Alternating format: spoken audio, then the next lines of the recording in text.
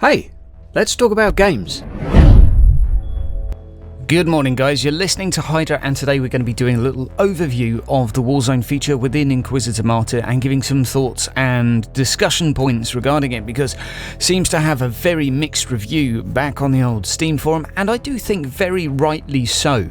First up, the outline of what it is. This is one planet within the final sector of Inquisitor Martyr's current subsector, and if we go over to stage number 1 of this battle here, you have a sequence of battles or fights or missions or whatever you want to call them, which you can plow through, and they basically gradually go up in terms of the difficulty. You can see as we click on them here, the amount of damage you deal and receive goes up slowly. Now, the reason for doing this seems to be to gather experience. It also has a fairly good relic drop rate, which will allow you to get some passives that are somewhat unique, well, completely unique to the Warzone feature itself. So we can have plus 15% damage here, and we could go for summoning a Stormwatcher Tactical Marine here. You will note that each one of these passives will cost you a little bit of favour, which is the currency you currently get from completing these missions. Now, one of the downsides of this thus far already is that every single one of these missions, as far as I remember, is more or less the same in terms of map. They're all Purge, as you can tell from the little indicators here,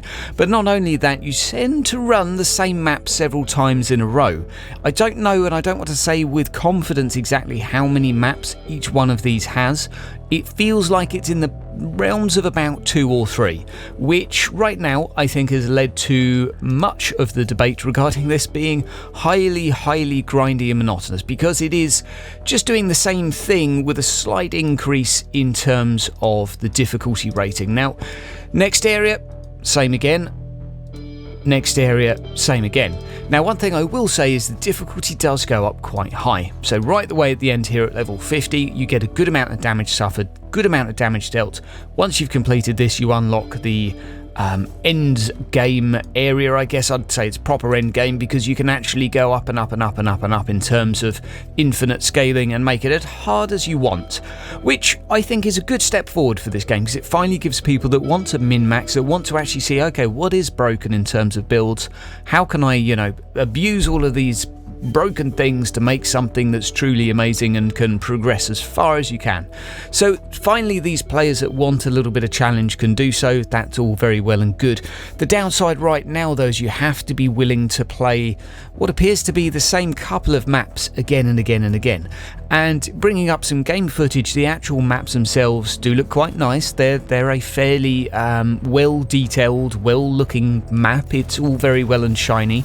I would like them, but the problem is they no matter how you orientate these, it's just a sequence of rooms where you have to kill everything. And unfortunately, along the way, just like with the base game really, it suffers from the same limitations. There's not a lot of random variables. Every now and again you'll see a villain, but really you're going into each room, killing a few portals and cracking on. There's not a lot of variation within them. You don't see, I don't know, the occasional dreadnought here and there. You don't see rooms without portals, but with different things. And honestly and truthfully, I don't know exactly how they could make these areas feel more varied. I think a little bit of imagination's needed. Me personally, I would have liked a variety of missions instead of Purge.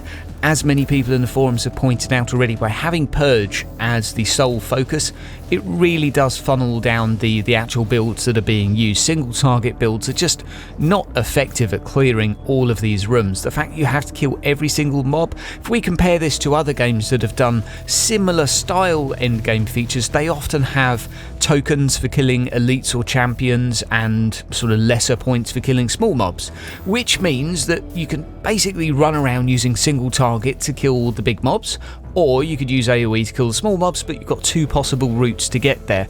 Right now, having a Purge and even a timer, even though it's been increased to 15 minutes on the final stage, it's only on this final stage here.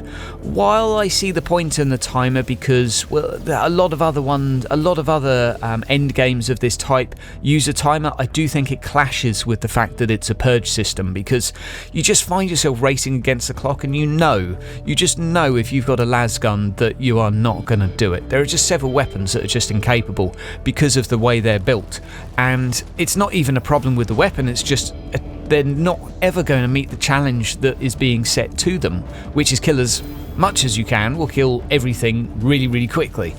So overall, I mean, I think it's fair to say the Warzone hasn't met the expectations of everyone. It's been a step forwards. I think it's hard to deny that it has given us something. It's given us some extra difficulty to play against.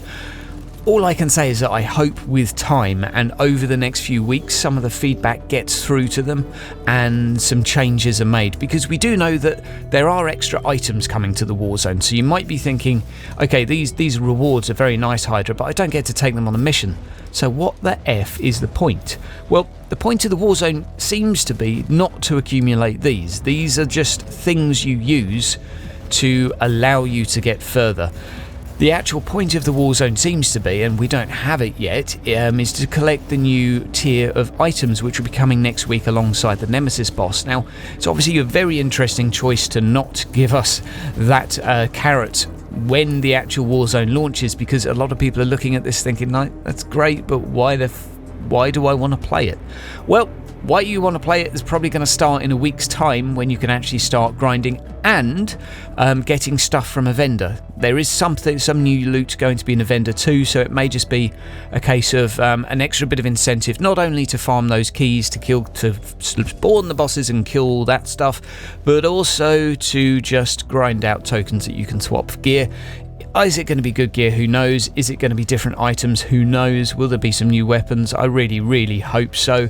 It would definitely add some much needed spice.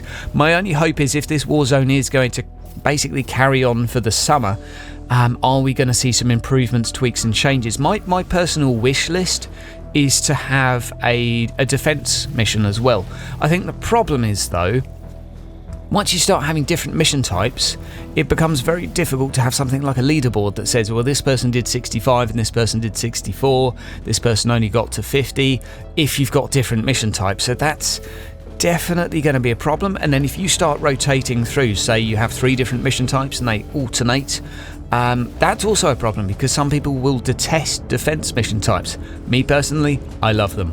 So I'd love to see your thoughts down in the comments below. I think it's fair to say that many of us are going to say, look, highly monotonous, you have to do the same stuff again and again. The question is, what needs to be done to fix it? Guys, I'll see you down in the comments below. Take care, have a good weekend, and good luck to England in the footy.